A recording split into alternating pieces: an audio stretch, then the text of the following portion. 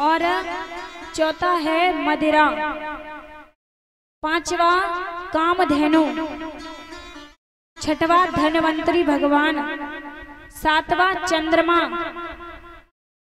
आठवां ऐरावत हाथी और नौवां अप्सराएं, दसवां उच्च श्रवा घोड़ा अश्व, 11वां सांग्र धनुष शांग धनुष, 12वां हालाहल विष कालकूट, 13वां शंख और 14 अमृत। यहाँ तक था। सुखदेव जी बोले, हे परिचित, जब भगवान की कृपा से देवताओं ने अमृत प्राप्त कर लिया तब उनमें नई चेतना का संचार हुआ, उनके उत्साह में नवीनता आ गई। और किंतु दैत्य, एक तो केवल श्रम मिला दैत्यों को और दूसरा उन पर आक्रमण कर दिया। दैत्यों ने डटकर उनका सामना किया, क्योंकि देवताओं ने अमृत पी लिया था तो देवता तो हारे नहीं। सभी महान दैत्य उस युद्ध में मारे गए और इंद्र के द्वारा वर्ज के प्रहार से दैत्यराज बलि भी युद्ध में मृत्यु को प्राप्त हुए। देवता आनंदित हो गए और पुनः स्वर्ग पर उनका आधिपत्य हुआ। ब्रह्मा जी की आज्ञा से नारद के कहने पर देवताओं ने युद्ध रोक दिया। तब बचे हुए दैत्य अपने राजा बलि के शव को, प्रधान असुरों के शिव को शव को लेकर अस्ताचल को पधारे। वहां शुक्राचार्य जी ने संजीवनी विद्या के प्रभाव से राजा बलि को पुनः जीवित कर दिया। जिन दैत्यों के अंग नहीं कटे थे उनमें भी, जिन दैत्यों के अंग कटे थे उन्हें भी जीवित कर दिया। बलि ने शुक्राचार्य जी से कहा, गुरुवर, अब तो दैत्य को कभी स्वर्ग की प्राप्ति नहीं हो पाएगी।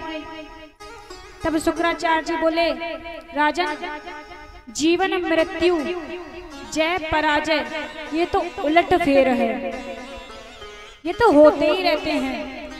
यह सही है कि अमृत पान किए देवताओं को मारना असंभव है, किंतु पराजित करना असंभव नहीं है। यदि तुमको बिना अमृत पिए अजय होना है तो 3 कार्य करने होंगे: गुरु सेवा, ब्राह्मण सेवा और गौ सेवा।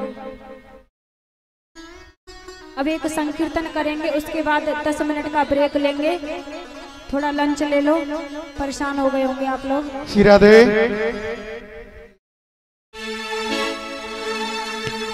श्री राधे। प्रेम से बोलिए जय जय श्री राधे। हमने पहले भी बोला था, दोबारा फिर बोल रहे हैं कि आप लोगों की आवाज यहाँ कहीं भी मंदिर हो प्यारी जी का, वहां तक तो पहुंचनी चाहिए। जोर से बोलिए जय जय श्री राधे। दोनों हाथ उठा के जय जय श्री राधे। देखिए हाथ क्यों उठवाते हैं हम आपसे, जब आदमी डूबता है और यहाँ तक पानी आ जाता है तो भैया हाथों का इशारा करता है वो। तो राधे रानी सरकार ऐसी है, जय जय श्री राधे बोलोगे तो इस भवसागर से पार हो जाओगे। तो प्रेम से बोलिए जय जय श्री राधे। कैसा जादू डाला रे ओ काली कमली वाले ने, कैसा जादू डाला रे काली कमली वाले ने, कैसा जादू डाला रे काली कमली वाले ने, कैसा जादू डाला रे काली कमली वाले ने, काली कमली वाले ने, मोहन मुरली वाले ने, काली कमली वाले ने, मुरली वाले ने, काली कमली वाले ने, मोहन मुरली वाले ने, काली कमली वाले ने, महा मुरली वाले ने, कैसा जादू डाला रे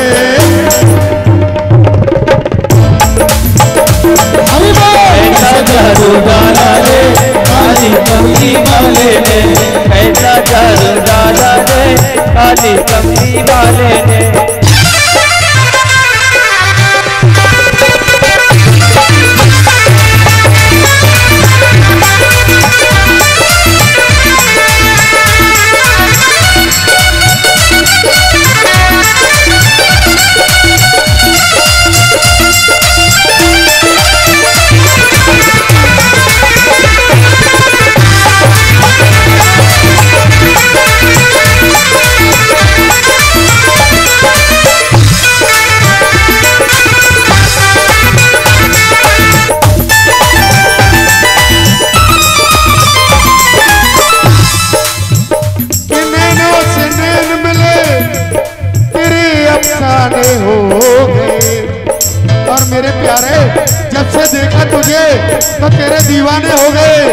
कैसा जादू डाला रे काली कमली वाले ने, कैसा जादू डाला रे काली कमली वाले ने, कैसा जादू डाला रे काली कमली वाले ने।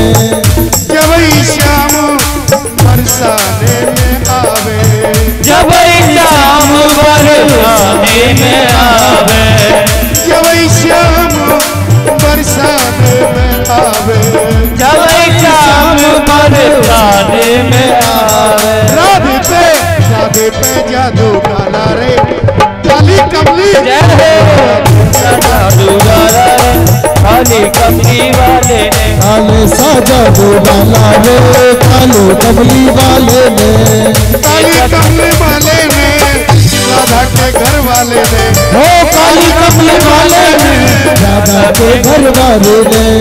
कैसा जादू डाला रे मोहन मुरली वाले ने, कैसा जादू डाला रे काली कमली वाले ने।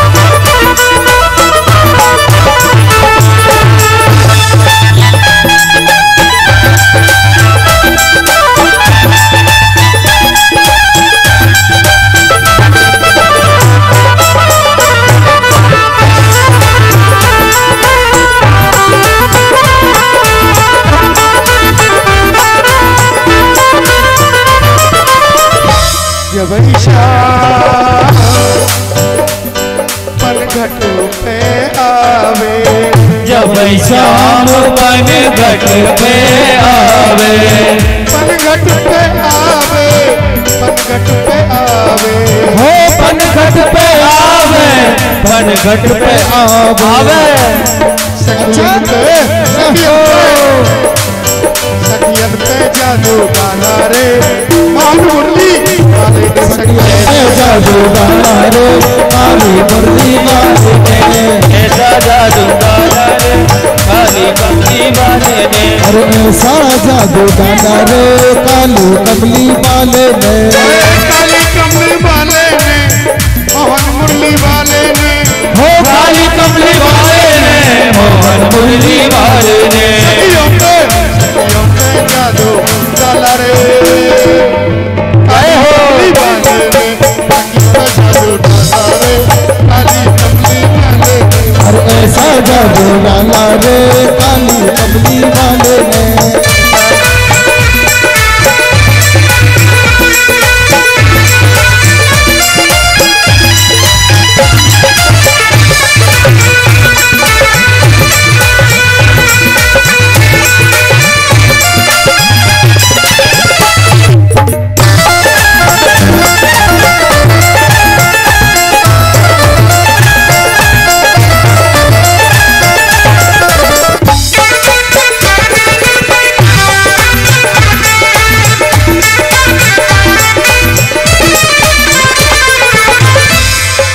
भैया अब ये हो गया श्रृंगार रस की बात। अब आइए सत्संग में। जब श्याम सत्संग में आवे, जब शाम सत्संग में आवे, सत्संग में आवे, सत्संग में आवे, हो सत्संग में आवे, सत्संग में आवे, भक्तों पे इन भक्तों पे जादू डाला रे मोहन मुरली वाले ने, पे जादू डाला रे मोहन मुरली वाले ने, भक्तों पे जादू डाला रे मोहन मुरली वाले ने, जादू डाला रे काली कमली वाले ने, काली कमली वाले ने मोहन, काली कमली वाले ने, काली कमली वाले ने, काली कमली वाले ने, काली मुरली वाले ने, काली कमली वाले ने मोहन मुरली वाले ने, काली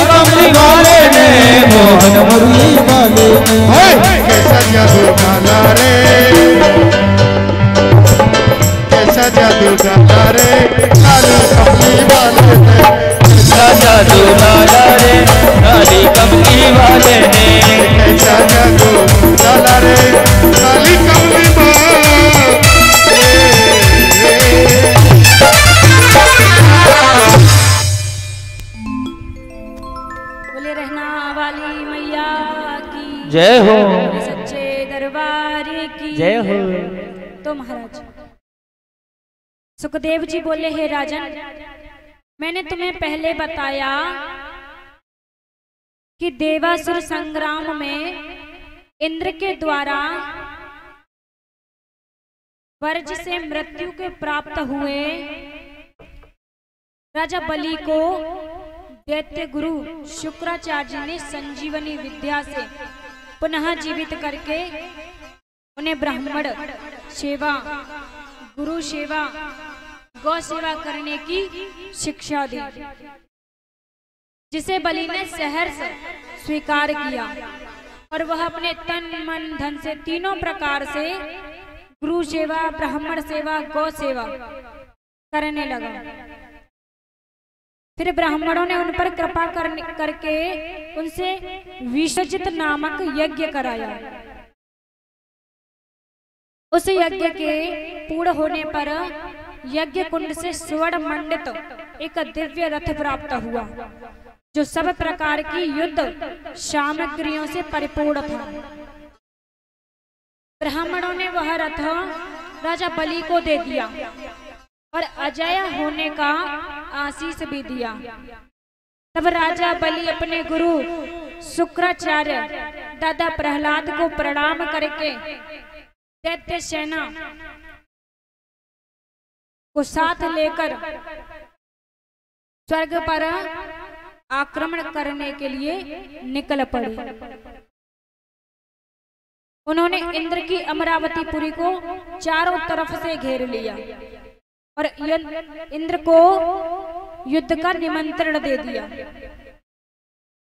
इंद्र ने जब युद्ध के शंखनाद को सुना तो देवगुरु बृहस्पति से विचार विमर्श किया। तब गुरु बृहस्पति ने कहा, इंद्र, देवराज, दैत्यराज बलि के सामने तुम या तुम्हारे जैसा कोई भी देवता टिक नहीं सकता, क्योंकि उसने गुरु सेवा, ब्राह्मण सेवा और गौ सेवा जो की है।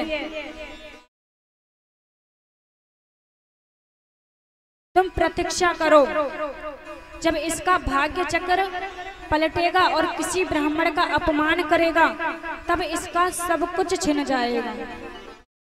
हे देवराज, इस समय तुम स्वेच्छा से स्वर्ग का त्याग कर दो। इस प्रकार गुरु के वचन सुनकर इंद्र ने देवताओं के सहित स्वर्ग का त्याग कर दिया और बलि ने दैत्यों के साथ मिलकर अमरावती पर अपना अधिकार जमा लिया और सभी लोगों को अपने अधीन कर लिया। राजा बलि शुक्राचार्य जी की आज्ञा में रहकर अपना राजकाज करते रहते थे। शुक्राचार्य जी ने बलि से अश्वमेध यज्ञ कराए और उन्हीं की आज्ञा से वह ब्राह्मण गायों की सेवा करते समय मुक्त हस्त से दान किया करते थे। बलि सदैव शुक्राचार्य जी के प्रति समर्पित रहते थे। इस प्रकार गुरु ब्राह्मण गायों की कृपा से राजा बलि राज्य करने लगे। सुखदेव जी बोले, हे परीक्षित, जब देवता स्वर्ग छोड़कर कहीं छिप गए थे और दैत्यों ने स्वर्ग पर अपना अधिकार जमा लिया, तब देव माता अदिति, दैत्यों की माता दिति थी और देवताओं की माता अदिति थी। अदिति को बहुत कष्ट हुआ। एक दिन समाधि टूटने पर कश्यप मुनि आश्रम पर आए, जो अदिति के पति थे। अदिति को उदास देखकर पूछा, हे देवी, क्या हुआ? तब अदिति ने कहा कि तुम्हारे दैत्य भी पुत्र हैं और देवता भी पुत्र हैं, लेकिन दैत्यों ने देवताओं की श्री, देवताओं का राज्यपाट, देवताओं का स्वर्ग सब कुछ छीन लिया। मैं इसी से परेशान हूँ, इसी प्रकार मैं दुखी हूँ। भगवान आप मुझे ऐसा उपाय बताएं जिससे मुझे हमारे पुत्रों को जो देवता हैं उनका अधिकार मिल सके।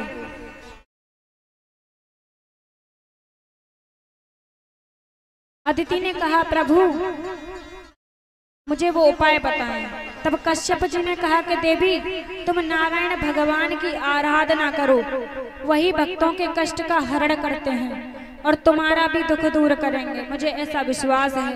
अदिति ने कहा प्रभु आप मुझे उन्हें प्रसन्न करने का उपाय बता दिए। कश्यप जी बोले आप पयोव्रत का व्रत रखिए, इसे करने से मनोवांछित फल प्राप्त होता है। अदिति ने बड़े अच्छे तरीके से इस व्रत का पालन किया। तब भगवान उसके सामने प्रसन्नता से प्रकट हो गए और भगवान बोले हे देवी मैं तुम पर प्रसन्न हूँ, तुम क्या मांगना चाहती हो मांगो, जो तुम्हारी इच्छा हो। मैं तुम्हारी इच्छा जानता हूँ, किंतु इस समय दैत्यों से लड़ाई छेड़ने पर कुछ प्राप्त नहीं होगा, क्योंकि उन पर इस समय ब्राह्मणों की पूर्ण कृपा है, आधी अधूरी नहीं पूरी पूरी कृपा है। किंतु तुम्हारे व्रत से तो मैं प्रसन्न हूँ, कोई ना कोई अवश्य उपाय सोचूंगा जिससे तुम्हारा कल्याण हो। मैं कश्यप के अंदर अपना अंश स्थापित करूंगा और तुम्हारे गर्भ से उत्पन्न होकर तुम्हारे पुत्रों की रक्षा करूंगा। देवी लेकिन यह बात गुप्त रखना। परमात्मा यह सब कहकर अंतर ध्यान हो गए। अदिति बड़े विचार से अच्छे ढंग से भगवान की बात सुनकर कश्यप जी की सेवा करने लगी। कश्यप जी सत्यदर्शी थे, उन्हें पता लग गया कि मेरे अंदर परमात्मा का अंश स्थापित हो गया है। तब परमात्मा की इच्छा से अदिति पर कृपा करके कश्यप जी ने उनके गर्भ में अपना अंश स्थापित कर दिया और ब्रह्मा जी ने अदिति के गर्भ में परमात्मा का अंश स्थापित हुआ जानकर उनकी स्तुति की। समस्त ज्ञान के भंडार, अपने ज्ञान को अंदर रखने वाले प्रभु, आज आप देवताओं पर कृपा करने हेतु अदिति के गर्भ में विराजमान हुए हैं। आपको नमस्कार है प्रभु। अब शीघ्र ही देवों का कल्याण करने के लिए आप सामने प्रकट होइए। जब 9 मास पूर्ण होने पर परमात्मा अदिति के सामने प्रकट हुए। चारों भुजाओं में शंख चक्र गदा कमल धारण किए प्रभु, कमल के समान बड़े बड़े नेत्र थे प्रभु के। विशुद्ध श्याम पर, विशुद्ध शरीर पर पीतांबर शोभायमान था। ये परमात्मा की अंग कांति से कश्यप जी के घर का अंधकार मिट गया। तत्पश्चात अदिति और कश्यप जी ने परमात्मा की स्तुति की। तब प्रसन्न होकर परमात्मा ने सभी के देखते देखते वामन ब्रह्मचारी का रूप धारण लिया। बोलिए वामन भगवान की, बोले रहना वाली मैया की, बोले सच्चे दरबार की जय हो। पटुक वामन के रूप में परमात्मा को देखकर सभी को आनंद हुआ। पति जी ने कहा कि शिष्य इतनी भिक्षा से क्या होगा, जाओ और भिक्षा लेकर आओ। नर्मदा नदी के तट पर भृगु कक्ष नामक स्थान पर राजा बलि महान यज्ञ कर रहे हैं, वहां जाओ। तब वामन भगवान वहां मांगने के लिए जा रहे हैं और कह रहे हैं, हो तेरे द्वार खड़ा भगवान भगत भर दे रे, झोली। भगत भर दे झोली। ओ तेरे द्वार खड़ा भगवान, भगत भर दे रे झोली। भगत भर दे झोली। भगत भर दे झोली। भगत भर दे झोली। हरि बोल। हो तेरा होगा बड़ा एहसान। ओ तेरा होगा बड़ा एहसान। हो तेरा होगा बड़ा एहसान। तेरा होगा बड़ा एहसान। युग युग तेरी रहेगी शान। भगत भर दे झोली। भगत भगत भर दे रे झोली। तेरा होगा बड़ा एहसान। हो तेरा होगा बड़ा एहसान। कि युग युग तेरी रहेगी। हरि बोल। भगत भर दे झोली। भगत भर दे झोली।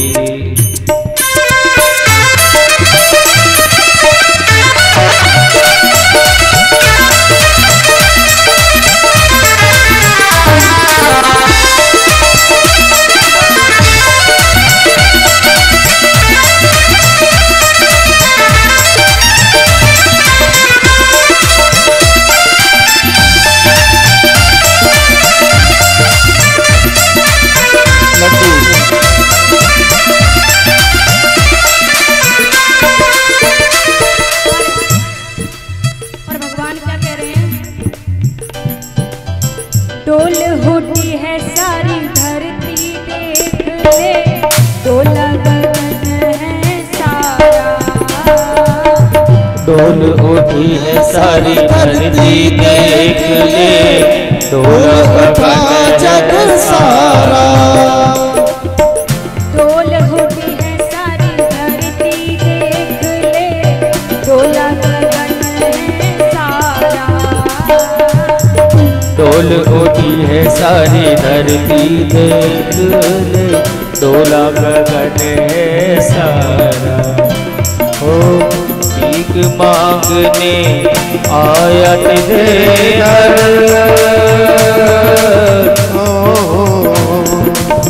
भीख मांगने आया तेरे दर। जगत का पालन हारा रे। जगत का पालन हारा। तू आज मेरा मेहमान। तू आज मेरा मेहमान। के युग युग तेरी रहे ईशान। भगत भर हरि बोल। दे झोली। भगत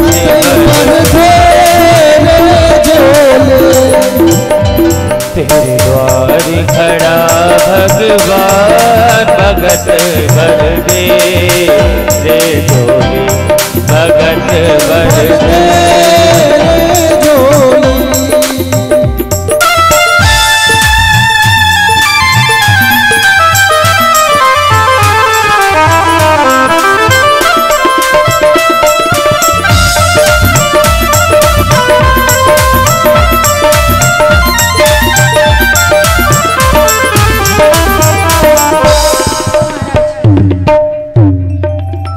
आज भगवान वामन आए हैं बलि के द्वार पर मांगने के लिए भिक्षा।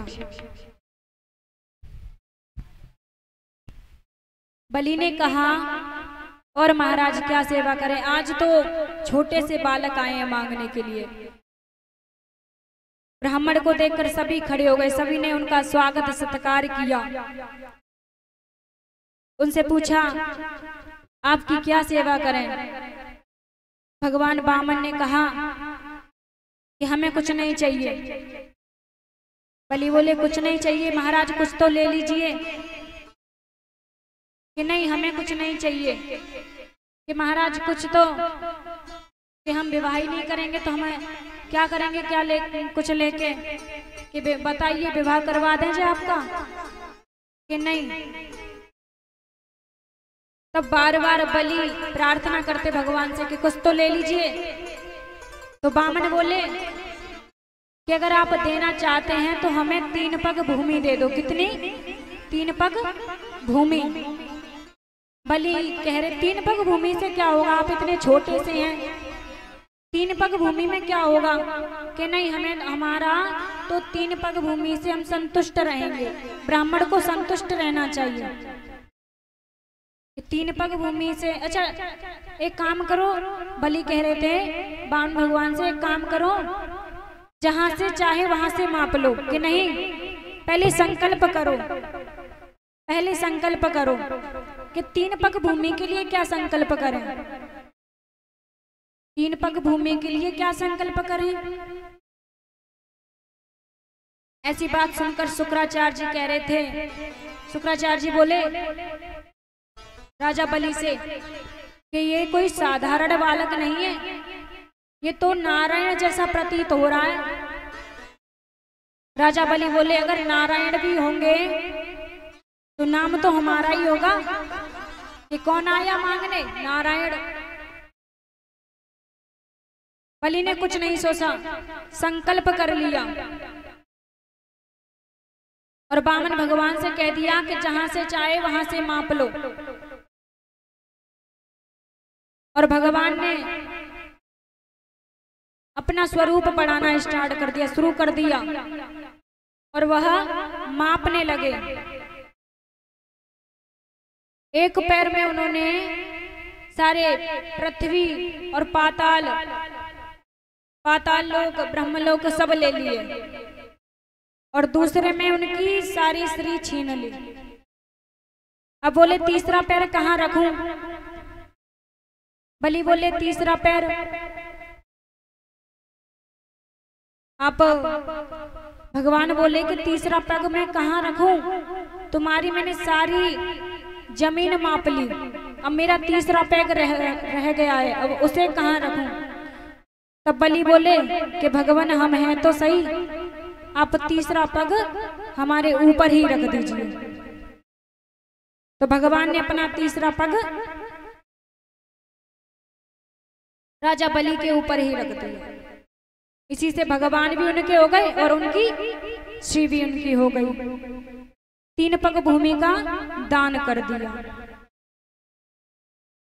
अब आगे कथा आई, भगवान का मत्स्यावतार हुआ। बोले रहना वाली मैया की, बोले सच्चे दरबार की। आगे सूर्य वंश में वर्णन हुआ राजा शुदम्न का। उसके बाद कथा आई राजा निरग और सर्याति की। उसी में राजा अम्बरीश की कथा हुई। सूर्य वंश में ही राम जी का जन्म हुआ है। जो भागीरथ थे वो भी सूर्य वंश में ही, उन्हीं की तपस्या से, उन्हीं से प्रसन्न होकर गंगा माँ, जो गंगा बहती है ना, वो गंगा माँ धरती पर आई थी।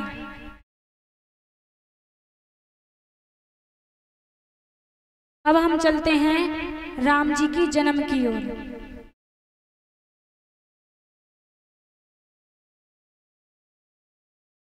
सीता रामचरित अति पावन, मधुर सरस अरु अति मन भावन। परीक्षित, सीतापति राम का चरित्र तो ऋषियों ने बहुत कुछ वर्णन किया है और तुमने अनेक बार उसे सुना भी होगा। सुखदेव जी ने परीक्षित को भागवत के 2 अध्यायों में ही श्री रामचरित्र सुना दिया, क्योंकि रामचरित अपार है और परीक्षित के पास समय कम था। कितना था? बिल्कुल कम था। उन्हें श्री कृष्ण का चरित्र भी तो सुनाना था। इसी कारण सुखदेव जी ने मात्र 2 अध्यायों में ही श्री रामचरित्र की पूर्णता कर दी। श्री रामचरित पूरा सुना पाना कठिन था, किंतु सुनाना आवश्यक था, क्योंकि कृष्ण से पहले रामचरित्र सुनाना आवश्यक है। रामचरित्र के सुनने से काम का नाश होता है, और जब काम का नाश होता है तब कृष्ण का मन में प्रवेश होता है। रामचरित्र को समझाने के पश्चात ही कृष्ण चरित्र समझा जा सकता है। इसी कारण सुखदेव जी ने परीक्षित को राम का चरित्र सुनाया, वह भी मात्र 2 अध्यायों में है। हम यहाँ श्री रामचरित्र के कुछ प्रसंगों का वर्णन करेंगे और वो कल करेंगे, आज तो सिर्फ जन्म तक छोड़ेंगे। कल राम जी का विवाह होगा और कल कन्यादान भी होगा सीता जी का, तो जो कुछ बने वो लेके ही आना। दान सबसे बड़ी वस्तु है, चीज है।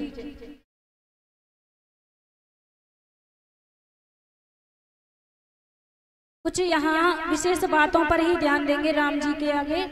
प्रभु की कथा तो अनंत है, इसका कोई अंत भी नहीं है, इसका कोई विश्राम नहीं है। हम तो विश्राम कर देते हैं, लेकिन इसका कोई विश्राम नहीं है।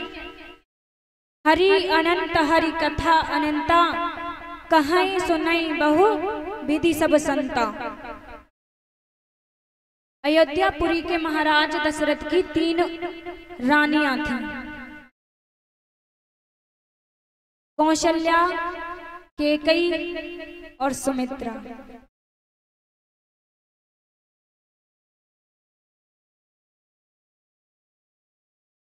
राजा दशरथ की एक पुत्री भी थी जिनका नाम शांता था। वह कन्या उन्होंने राजा रोमपाद को दे दी थी, क्योंकि उन्हें कोई संतान न थी। राजा दशरथ तो महाधानी थे, परम दयालु भी थे। उन्होंने सोचा कि हमारे यहाँ तो फिर संतान हो जाएगी, पर मेरे मित्र को कोई संतान नहीं है, इसीलिए उन्होंने वह कन्या राजा रोमपाद को दे दी। शांता का विवाह ऋष्य श्रृंग के साथ हुआ। राजा दशरथ महायोद्धा थे। उनका रथ 10 दिशाओं में निर्विघ्न घूमता था, उसके सामने कोई योद्धा ठहर नहीं सकता था। इसी कारण उनका क्या नाम था? राम के पिता का नाम क्या था माताओं, बताइए? दशरथ।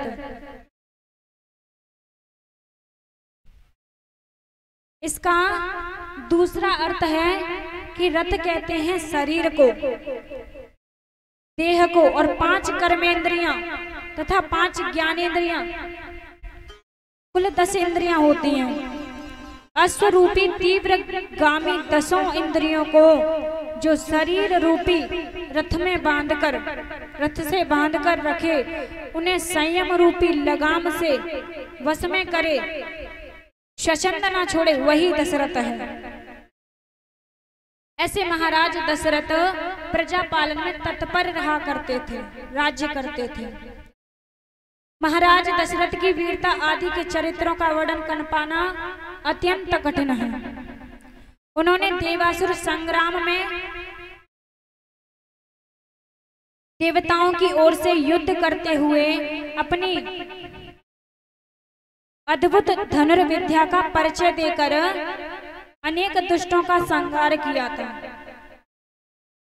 बात उस समय की है जब राजा दशरथ सायंकाल के समय अस्ताचल को जाते अपने वंश के प्रवर्तक पूर्वज भगवान सूर्य को प्रणाम करने और उन्हें विदा करने के लिए सरयू नदी के किनारे संध्या करने आए।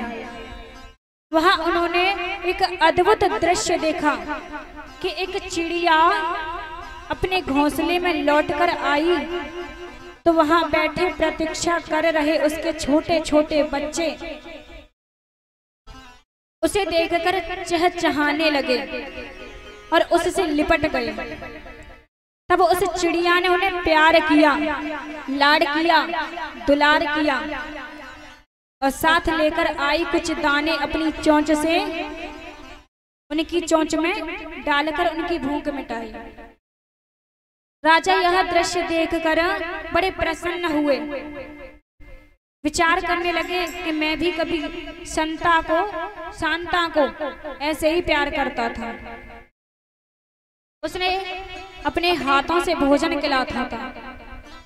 कितना सुगंध छड़ता ये जीवन का। यह विचार करते करते राजा दशरथ यकायक उदास हो गए, बहुत उदास हो गए। उन्हें शांता के अपने पास न होने का स्मरण हो आया और यह भी स्मरण हुआ कि मेरे तो कोई संतान भी नहीं है। कौन मेरी परंपरा को आगे बढ़ाएगा? कौन मेरे पूर्वजों को जलांजलि देगा? यह सारे प्रश्न राजा को परेशान करने लगे। राजा की उम्र का बहुत बड़ा भाग बीत चुका था। उन्हें संतान प्राप्ति की कोई आस अब दिखाई नहीं दे रही थी। कौशल्या को सारी बात बता दी। तब रानी ने उन्हें गुरु वशिष्ठ के पास जाने को कहा। एक बार दशरथ मन माही भयउ गिलानी मोर सुत नाही। श्री राम जय राम जय जय राम। मेरे मन बस जाओ सीताराम। श्री राम जय राम। तो महाराज अपने मन की सारी बात बता दी कौशल्या को दशरथ जी ने। तो गुरु वशिष्ठ जी ने कहा कि राजन देर से ही सही, चलो तुम्हें पुत्र प्राप्ति की कामना का स्मरण तो हो आया। गुरु वशिष्ठ ने कहा राजन तुम चिंता मत करना, तुम पुत्र की प्राप्ति की याचना लेकर आए हो, तुम्हें पुत्र होने का वरदान देता हूं। तुम एक पुत्र के लिए तरस रहे हो, जाओ तुम्हें चार पुत्र होंगे, तुम्हें 4 पुत्र होंगे। दशरथ बोले गुरुदेव किस उपाय करने से मुझे मेरे पुत्रों की प्राप्ति होगी? आप शीघ्र ही उपाय कराएं।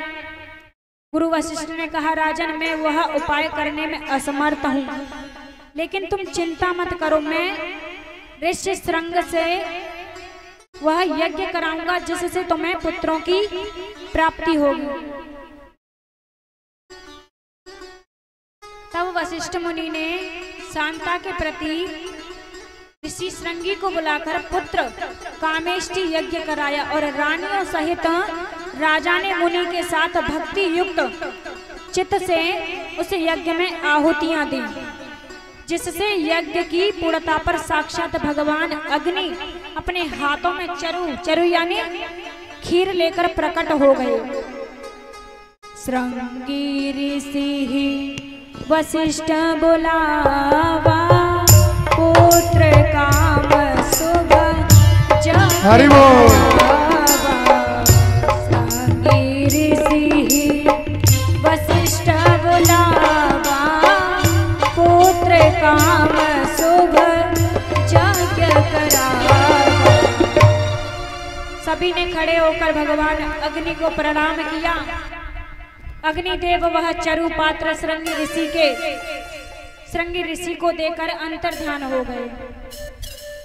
श्रृंगी ऋषि ने वह पात्र सूर्यवंश के पुरोहित गुरु वशिष्ठ जी को दिया और वशिष्ठ जी ने राजा दशरथ को वह पात्र देकर कहा कि राजन यथा योग्य यह चरु अपनी तीनों पत्नियों में बांट देना।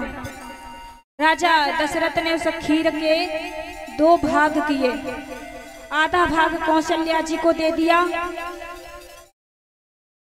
और आधा भाग एक भाग के 2 भाग करके 1 भाग कैकेयी को दे दिया। बचे हुए भाग के 2 भाग करके कौशल्या तथा सुमित्रा को दिलाया। और एक कथा इस प्रकार आती है कि खीर के 2 भाग करके एक भाग को कौशल्या को दिया और शेष भाग के 2 भाग करके केकई को और एक सुमित्रा को दिया। उसी समय आकाश मार्ग से एक पक्षी ने आकर केकई का भाग हर लिया और तपस्या कर रही अंजनी की गोद में वह भाग जाकर गिरा, जिससे हनुमान जी की उत्पत्ति हुई। केकई के हाथ का भाग जब वह पक्षी लेकर उड़ गया तब वह उदास हो गई। तभी सुमित्रा ने अपना भाग केकई को देते हुए कहा कि बहन, मैं तुम्हारे पुत्र को ही पुत्र मानकर प्रेम कर लूंगी, यह तुम ले लो। इस प्रकार सुमित्रा ने वह भाग केकई को दे दिया। तब केकई और कौशल्या ने एक दूसरे को देखा और मन ही मन की बातें हो गई। दोनों ने अपने भागों से थोड़ा थोड़ा भाग निकालकर सुमित्रा को दे दिया।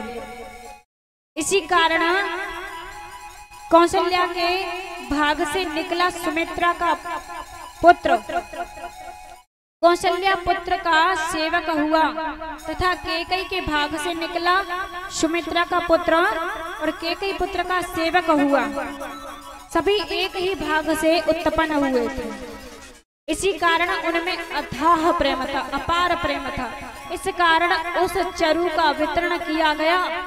गुरु वशिष्ठ जी की आज्ञा से रानियों ने वह यज्ञ प्रसाद पा लिया और फिर समयानुसार परमात्मा गुरु की कृपा से वह तीनों रानियां गर्भवती हो गई। सारे नगर में खुशियां छा गई, सभी और आनंद छा गया। जा दिन ते हरि गर्भहिया जा दिन ते हरि गर्भहिया सकल लोक सुख संपत्ति छाए। जा दिन ते हरि गर्भहिया सकल लोक सुख संपत्ति छाए। इस प्रकार बहुत काल बीत गया और परमात्मा के प्रकट होने का अवसर आ चुका है, आने ही वाला है। कौशल्या जी के गर्भ में तो साक्षात परमात्मा ही थे, क्योंकि राजा दशरथ तथा कौशल्या जी ने पूर्व जन्म में परमात्मा की तपस्या करके उन्हें पुत्र रूप में प्राप्त करने का वरदान मांगा था। परमात्मा श्री हरि अपने शेष नाग चक्र सुदर्शन तथा कौमोद गदा के साथ माताओं के गर्भ में आ चुके हैं और अब प्रकट होने का अवसर आ ही गया है। जोग लगन ग्रह बार तिथि सकल भय अनुकूल चर अरु अचर हरस जुत राम जन्म सुख मूल। नौमी तिथि मधु मास पुनीता नौमी तिथि मधु मास पुनीता शुक्ल पक्ष अभिजित हरि प्रीता। नौमी तिथि मधु मास पुनीता शुक्ल पक्ष अभिजित हरि प्रीता। परमात्मा के जन्म के समय ग्रह नक्षत्रों ने अपने मार्ग बदल लिए, सभी अनुकूल हो गए। समस्त चर अचर जो भी थे वो सब प्रसन्न हो गए। मैं यहाँ भी झांकी आने वाली आपके समक्ष में। उस समय नवमी तिथि थी, चैत्र मास का शुक्ल पक्ष था, मध्याह्न का समय और अभिजित मुहूर्त था। पुनर्वसु नक्षत्र एवं कर्क लगन थी, न ज्यादा गर्मी थी न ज्यादा सर्दी थी। बड़ा पावन काल था परमात्मा के प्रकट होने का। प्राकट्य के समय को जानकर समस्त देवता अयोध्या में आकर कौशल्या के गर्भ की स्तुति करने लगे। उनके अपने अपने धामों में लौटने के पश्चात परमात्मा श्री हरि चतुर्भुज रूप धारण करके माता कौशल्या के भवन में उनके सामने प्रकट हो गए। बोले रामचंद्र भगवान की जय हो। परमात्मा के प्रकट होने का वर्णन तुलसीदास जी ने बड़े ही सुंदर ढंग से किया। सुर समूह विनती करे पहुँचे निज निज धाम, जग निवास प्रभु प्रगटे अखिल लोक विश्राम।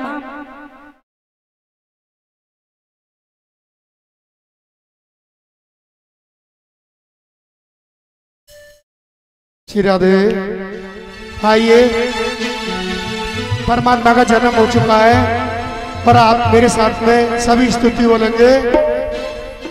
भय प्रकट कृपाला दीन दयाला कौशल्या हितकारी, हर्षित महतारी मुनि मनिहारे, अद्भुत रूप में चार लोचन अभे मातन घनश्याम,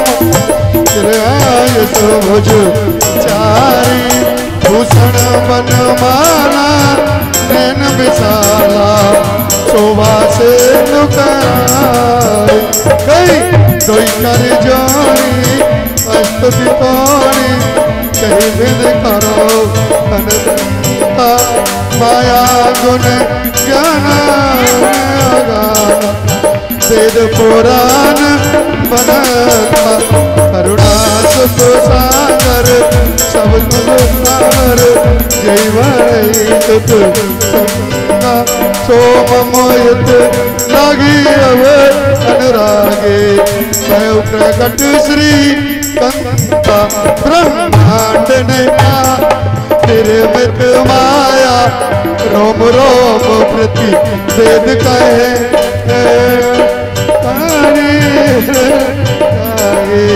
सुरत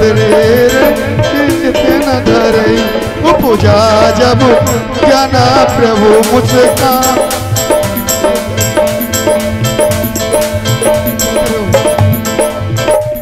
पूजा जब ज्ञाना प्रभु मुझकाना, चरित बहुत चाहे कथा सुनाई बात बुझाए, जय प्रकार चत प्रेम लय माता पुने बोली, चोमत डोली सजऊ तात यह रोबा, लीला अति प्रिय शीला, सुख परम अनोपा। सुन वचन सुजाना रोदन ठाना, कोई बालक सुर गोपा, जय चरित जगामई हरिपद पावै, न परई मम गोपा। विप्रधेनु सुर संत लीन मनुज अवतार, निज इच्छा निर्मित तनु माया गुण गोपा। श्यावर रामचंद्र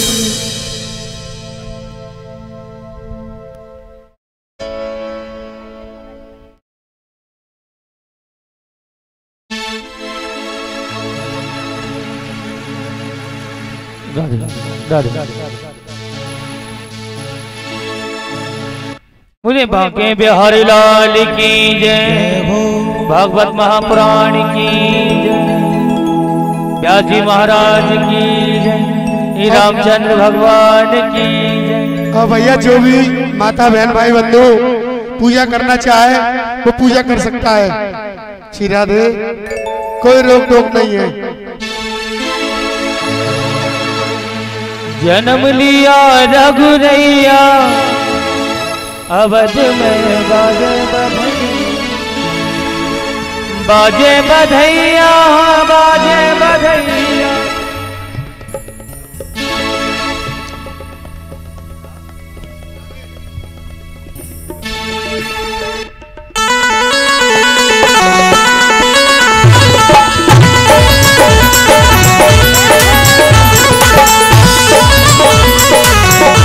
जय श्री राम।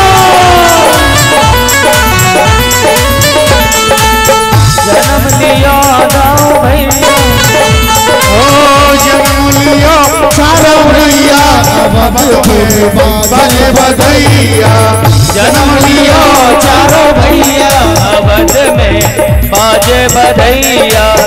बाजे बधैया बाजे बधैया बाजे बधैया बाजे बधैया। जन्म लियो चारों भैया। जन्म लियो चारों भैया अवध में बाजे बधैया। जन्म लियो चारों भैया अवध में बाजे। जय श्री राम।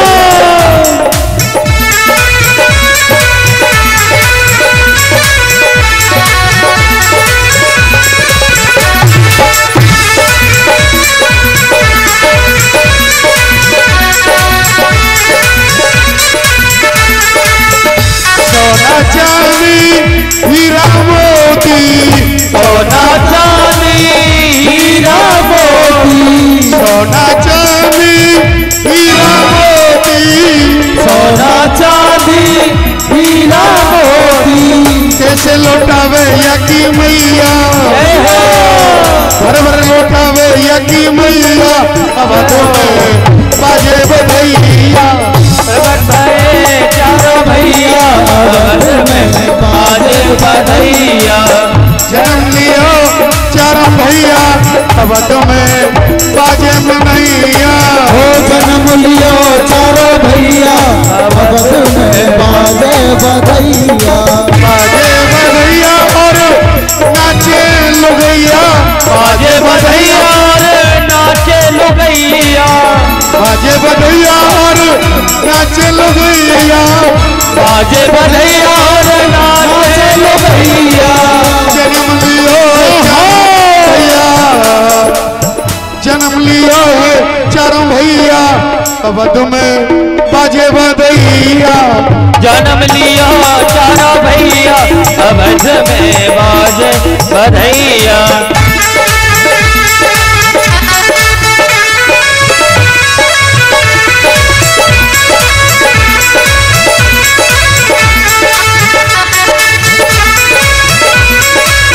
हरि बोल।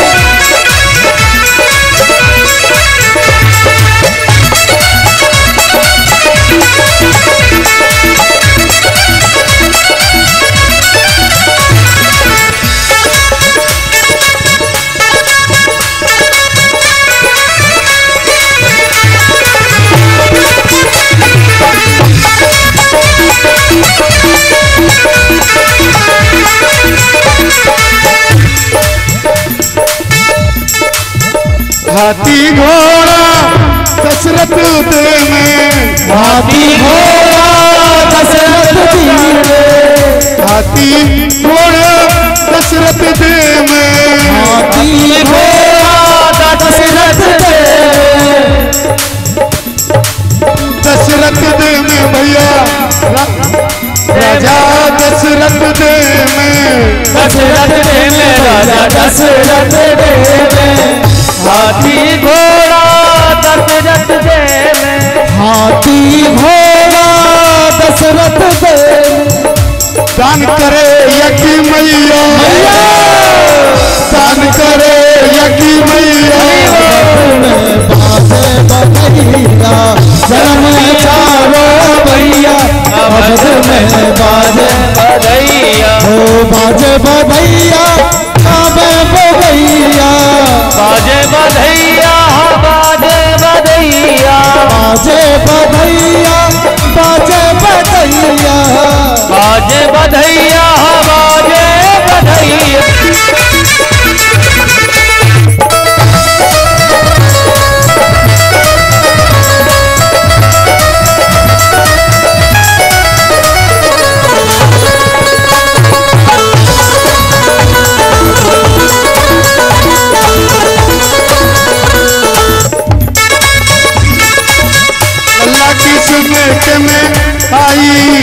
जय हो लल्ला की सुन के में आई कौशल्या मैया दे दे बधाई। लल्ला की सुन के में आई कौशल्या मैया दे दो बधाई। की सुन के में आई कौशल्या मैया दे दो बधाई। ओ लल्ला जन्म सुन आई, कौशल्या मैया दे दो बधाई। दे दो बधाई मैया दे दो बधाई। ओ दे दो बधाई मैया दे दो बधाई। दे दो बधाई मैया दे दो बधाई। दे दो बधाई मैया दे दो बधाई। लहला की सुन के में आई, कौशल्या मैया दे दो बधाई। लल्ला जन्म सुन आई, कौशल्या मैया दे दो बधाई।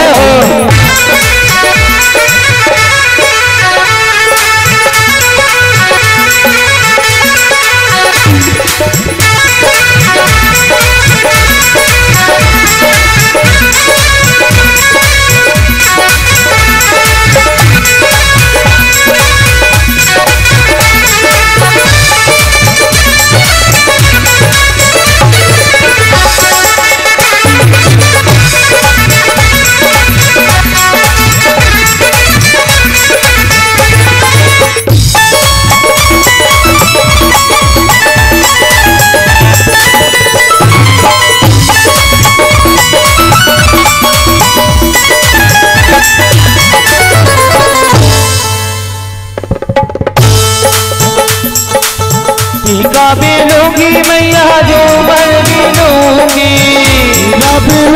मैया झूमर भी लूंगी। मैया कौशल्या से क्या कह रही हैं सभी? टीका भी लूंगी मैया झूमर भी लूंगी। झूमर भी लूंगी मैया झूमर भी लूंगी।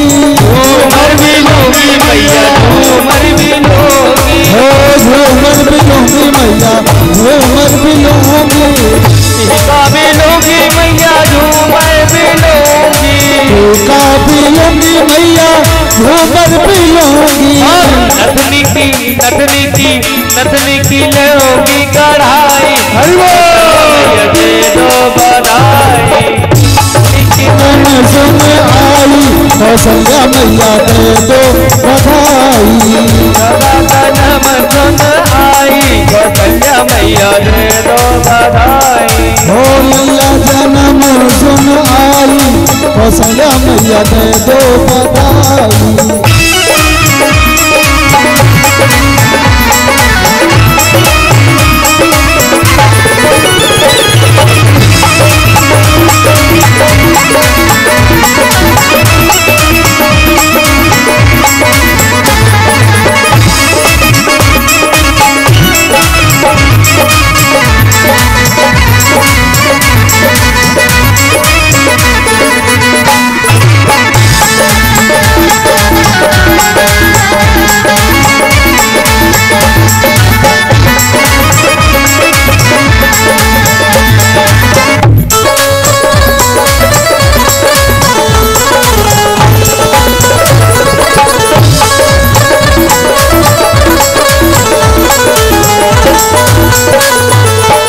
लहला जन्म सुन आई, मैया दे दो बधाई।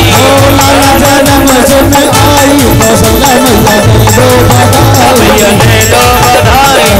दो बधाई मैया दे दो बधाई। मैया दे दो बधाई। मैया दे दो बधाई। दो बधाई मैया दे दो बधाई। मैया दे दो बधाई। मैया दे दो बधाई। दो बधाई मैया दे दो बधाई।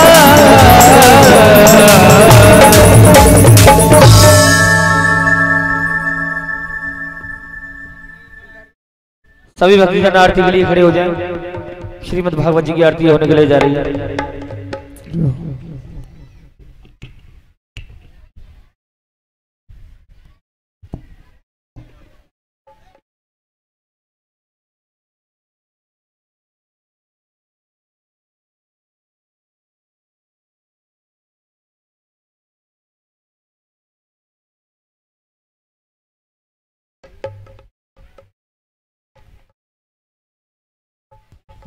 राधे राधे जय श्री राधे राधे राधे। बोलो भागवत भगवान की जय। आइए सभी लोग बड़े ही प्रेम और श्रद्धा के साथ मिलकर के श्री रामचंद्र भगवान एवं श्रीमद् भागवत भगवान की आरती करेंगे। कल कथा के मध्य बड़ा ही अद्भुत हृदय को आनंदित कर देने वाला प्रसंग श्री सिया राम विवाह उत्सव हम सभी लोग मनाएंगे। सभी लोग ज्यादा से ज्यादा संख्या में पधार कर विवाह उत्सव में सम्मिलित होकर अपने जीवन को धन्य बनावे। हरि ओम चंद्रमा मनसो जात चक्षुः सूर्यो अजायत श्रोत्रादवायुश्च प्राणश्च मुखदग्निरजायत।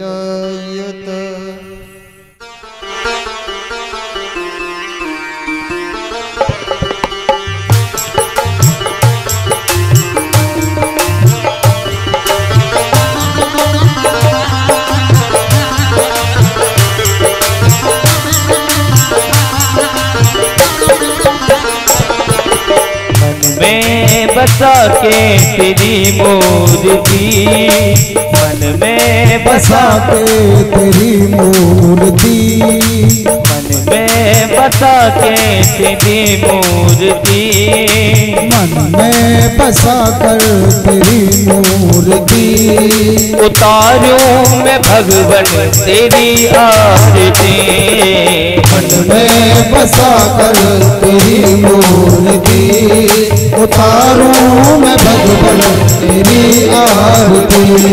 तेरी आरती हाँ तेरी आरती, तेरी आरती हाँ तेरी आरती, उतारूं मैं गुरुवर तेरी आरती, मन में बसा कर तेरी मूर्ति, उतारूं मैं गुरुवर तेरी आरती।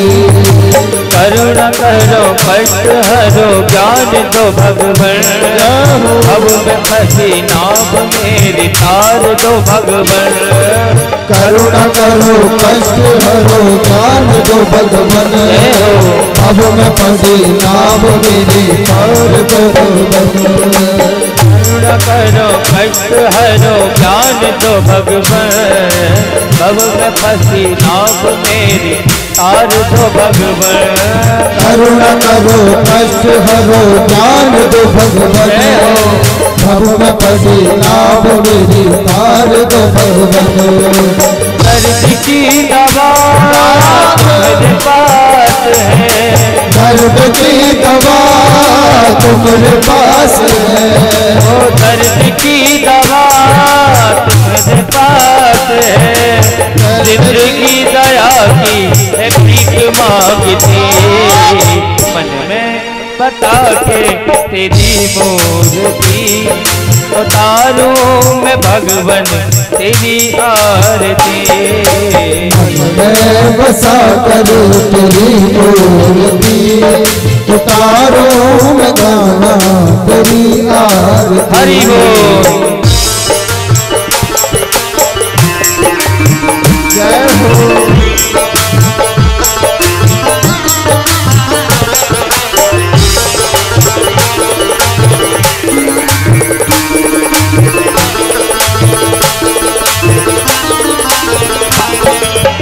मांगू क्या मैं तुमसे यही सोचूं भगवन, मांगू क्या मैं तुमसे यही सोचूं भगवन, जिंदगी जब नाम तेरे कर दी है अर्पण। मांगो तुझसे सोचूं भगवन, जिंदगी जब तेरे कर दी अर्पण। मांगू क्या मैं तुमसे यही सोचूं भगवन, जिंदगी जब नाम तेरे कर दी है अर्पण। सब कुछ तेरा कुछ नहीं मेरा, सब कुछ तेरा कुछ नहीं मेरा, सब कुछ तेरा कुछ नहीं मेरा, सब कुछ तेरा कुछ नहीं मेरा। चिंता है तुझको संसार की, मन में बसा के तेरी मूर्ति, उतारूं मैं भगवन तेरी आरती। मैं बसा कर तेरी मूर्ति, उतारूं मैं भगवन तेरी आरती। हरि बोल।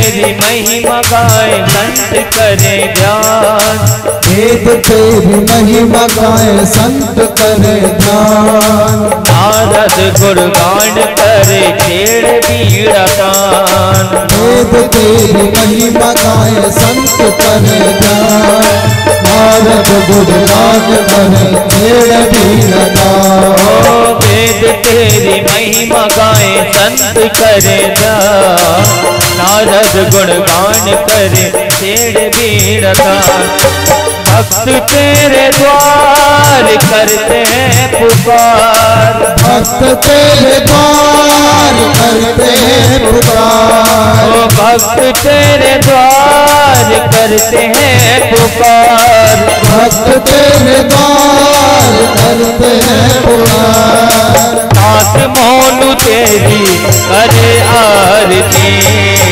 मन में बसा के तेरी मूर्ति उतारूं मैं गिरधर तेरी आरती, तेरी आरती, हाँ तेरी आरती, तेरी आरती, हाँ तेरी आरती, तेरी आरती, हाँ तेरी आरती, तेरी आरती, हाँ तेरी आरती, उतारो मैं गिरधर तेरी आरती, उतारो मैं रघुवर तेरी आरती, मन में बता के तेरी मूर्ति,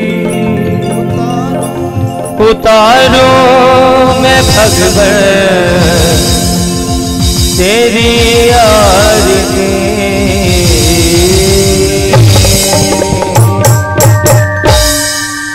जलेन शीतलीकरणं पुष्पेन देवताभिवन्दनम् आत्माभिवन्दनम् आरोग्यार्थिवन्दनम् देवः शान्तिरन्तरिक्षगं शान्तिः पृथिवी शान्तिरापः शान्तिरोषधयः शान्तिः वनस्पतयः शान्तिर्विश्वे देवाः शान्तिः ब्रह्म शान्तिः सर्वगं शान्तिः शान्तिदेव शान्तिः श्यामा शान्तिरेधि अथ मन्त्रपुष्पाञ्जलिं जगनेन जगन्मयोजन्त देवस्थाने धर्माणि प्रथमान्नासन्नातेहनाकं महिमानः सचन्द्र यत्र पूर्वे साध्याः सन्ति देवाः हरिः ॐ एकदन्ताय विद्महे वक्रतुण्डाय धीमहि तन्नो दन्तेः प्रचोदयात् हरिः ॐ दशरथायै च विद्महे कौसल्यायै च धीमहि तन्नो श्रीरामः प्रचोदयात् हरिः ॐ वेदवाण्यै च विद्महे शास्त्रशौर्यै च धीमहि तन्नो भागवत प्रचोदयात् श्रीवंतिकवकुलजम भगपाटल जय पुण्य गजात कर पील रसाल पुष्प बिल्वा प्रभाल तुलसी दल मंजरी भी त्वं पूजयामि जगदीश्वर में प्रसीद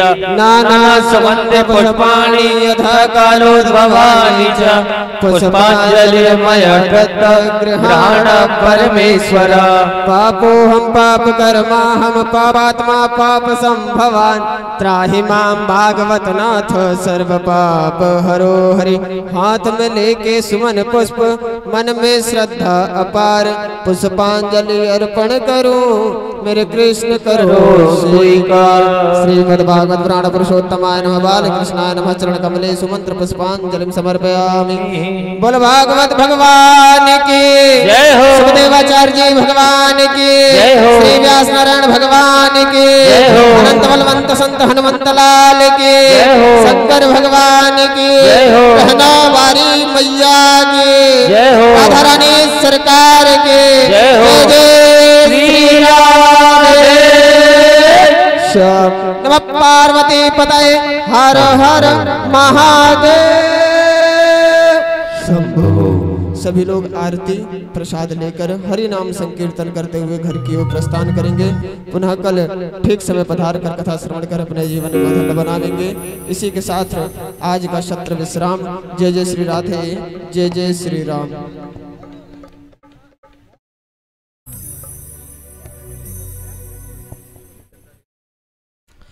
और सभी श्रोतागणों से अनुरोध कि प्रतिदिन भागवत कथा का समय 12 बजे से, तो कृपया कर महाराज जी से पहले आने की 11:30 पर यहाँ आने की कोशिश करें सभी, और श्रीमद् भागवत जी का महाराज जी के मुखारबिंद से आनंद लें।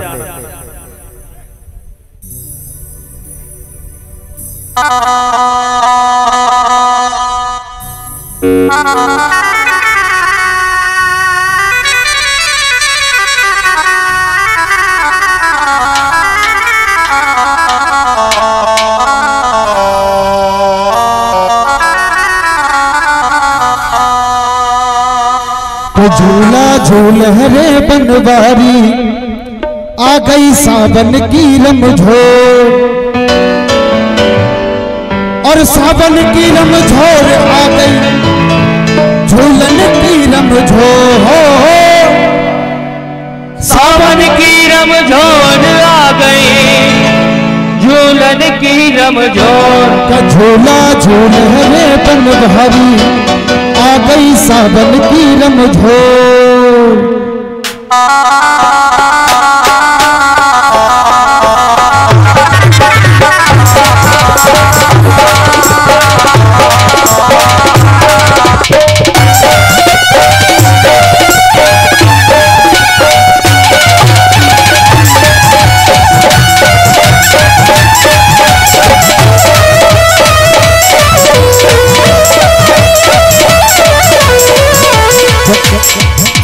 झूला झूल रे बनवारी, आ गई सावन की रमझोर।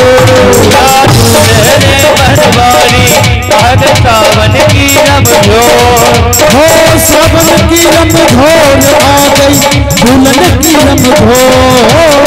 सावन की रमझोर आ गई, झूलन की रमझोर। का झूला झूला का झूला झूल रे बनवारी, आ गई सावन की रमझोर। सावन की रमझोर।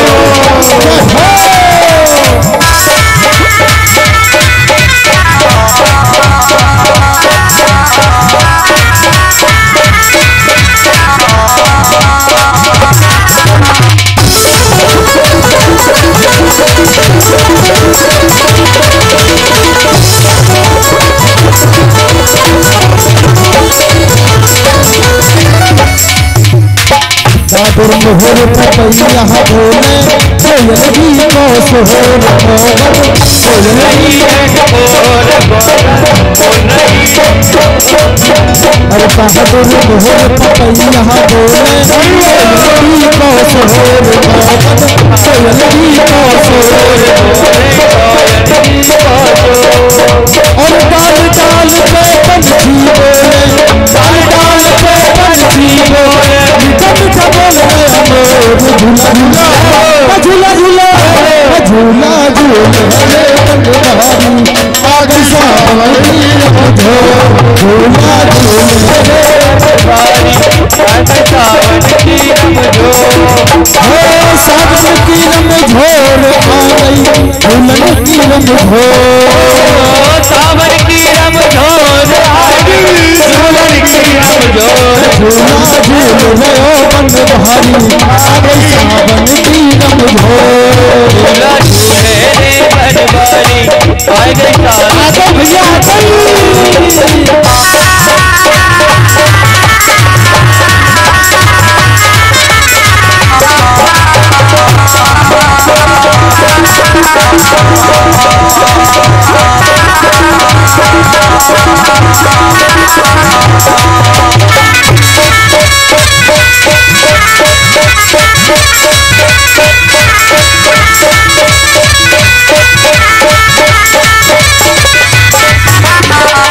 बगल मेरे भजती नहरी, एक मेरा था प्यारी सखिया, एक मेरा था प्यारी सखिया, एक मेरा था एक बगल मेरे ब्रज की नारी, एक में राधा प्यारी सखिया,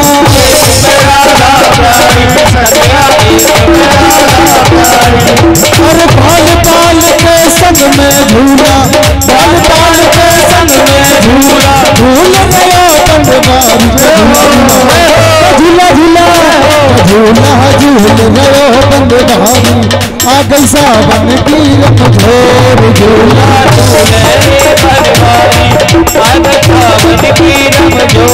झूला झूल गयो बंदवारी, आ गई सावन की रमझोर।